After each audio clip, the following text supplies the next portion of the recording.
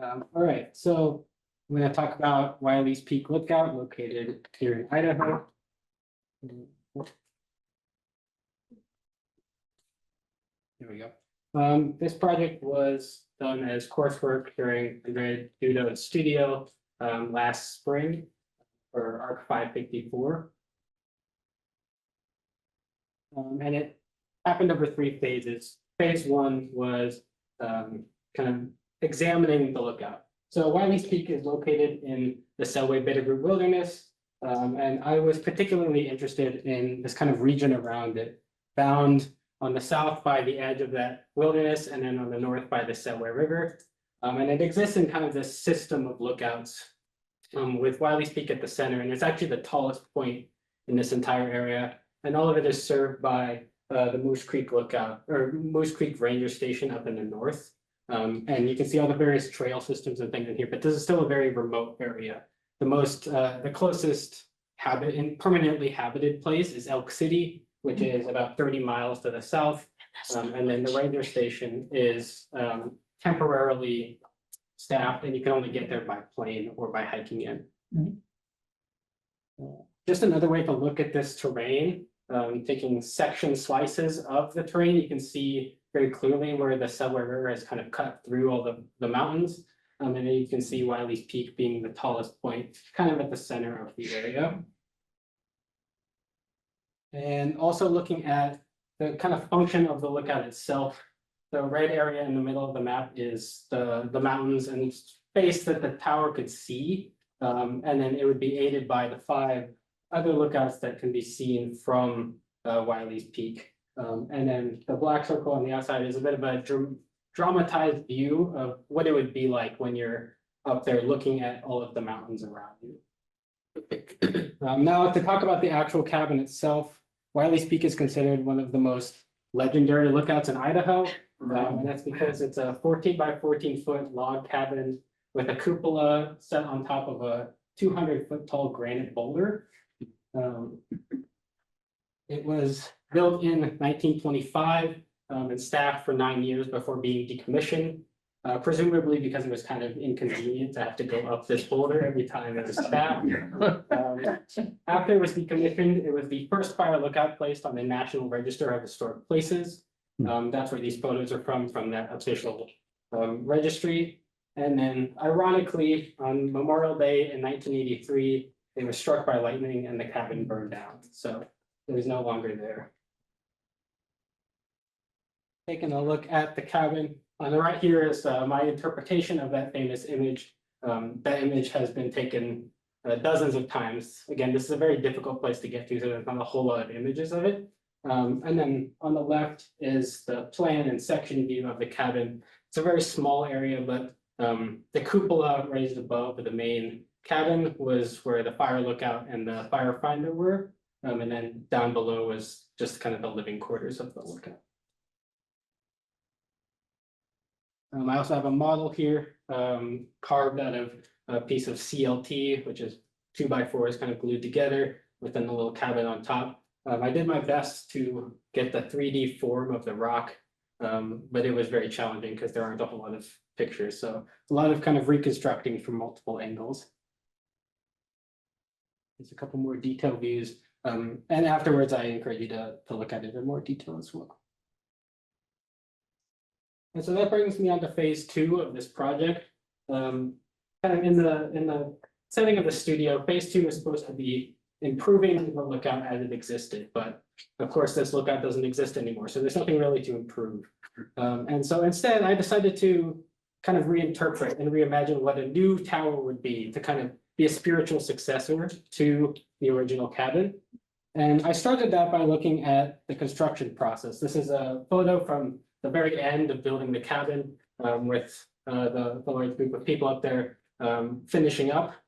And the way that it was built, as far as I know, is that a very primitive crane system was built on top of the rock, and logs and other materials were dragged up one by one, oftentimes with a mule team all the way on the other side of the rock. So you kind of have to pull all the way up with the mules on the other side. And so if you start with this, you can perhaps build a simple crane, something that can do that work for you with a winch and pulley system. From there, platform and structure can be built around this crane, starting to make it into more of a building, an inhabited building on top. And as it hangs over the edge, you can build now a tower over where that crane hangs down, providing some protection, also a way to walk out and grab the materials that are being lifted up. And you can begin to enclose the structure until you are left with this, my new version of a tower on Wylies Peak. The main shape of the tower is inspired by taking the cupola of the original cabin and translating it out over the edge. So it now hangs above where the crane goes down to the ground. And in its wake, it leaves kind of a ghostly image, and that becomes the new habited cabin. In the tower, you can still climb up a ladder and go to an observation platform on top, but it also has the purpose of being kind of the enclosure and structure for the crane. A couple more views. You can see the crane goes all the way down to the ground, so it's a much easier way to lift materials or bags or whatever up to the cabin for someone to stay there. And there's still the little viewing platform here as well. And the entire structure is supported by not only the arm of the crane, but also where it hangs off over the rock. So I took that cabin off and built a model of this one as well. I don't have that one with me today. Because I think that one kind of represents it as it was better, but here's what the model of this cabin looked like. And that brings me to phase 3, which again, in the context of the studio, was supposed to be an innovation. And I had already made something new on top of the rock. And so I decided to abandon the rock just a little bit and proposed a bit of a pilgrimage trail starting at the Moose Creek Ranger Station and walking the 15 miles up to Wylies Peak. I got comments that the original tower or my proposed tower kind of looked like a church sitting on top of this holy rock, this holy mountain.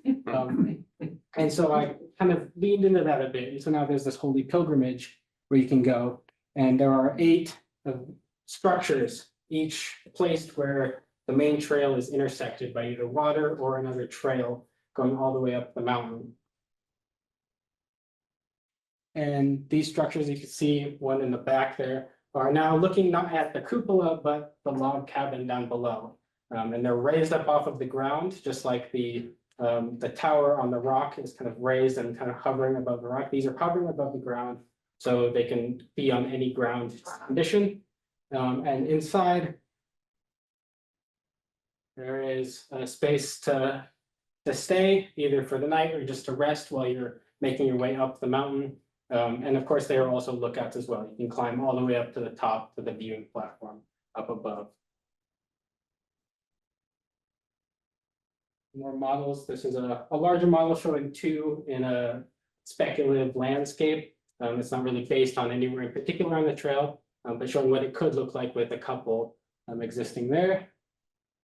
And then there's, of course, the larger one, and the side comes off so that you can look inside and see the dwelling space as well as the platform up above.